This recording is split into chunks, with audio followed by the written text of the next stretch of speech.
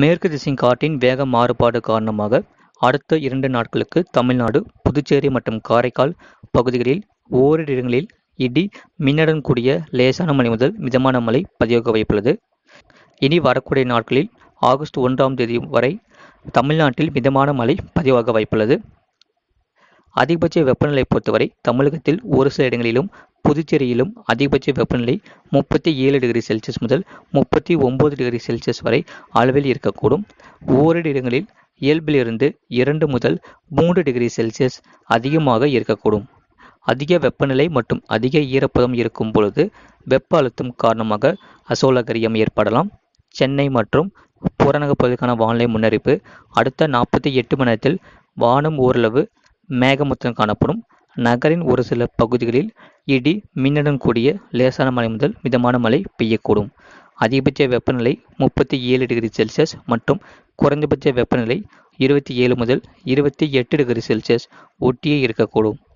மீனவர்களுக்கான எச்சரிக்கை: வங்கக்கடல் பகுதிகளில், தென் தமிழக கடலோரப் பகுதிகள், மன்னார் வளைகுடா மற்றும் அதனை ஒட்டிய குமரி கடல் பகுதிகளில் சூறாவளி காற்று மணிக்கு 45 முதல் 55 கிலோமீட்டர் வேகத்திலும் இடையிடையே 65 கிலோமீட்டர் வேகத்திலும் வீசக்கூடும்.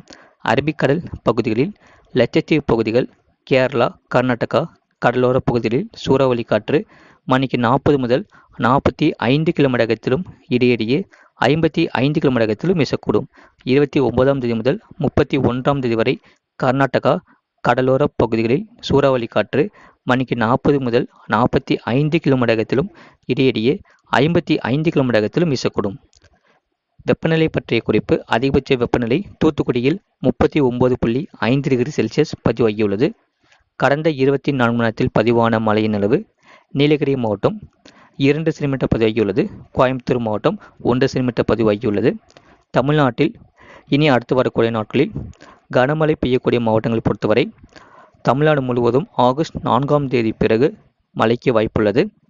இனி வரும் நாட்களில் மேற்கு தொடர்ச்சி மலையை ஒட்டிய மாவட்டத்தில் கனமழை தொடர வாய்ப்புள்ளது.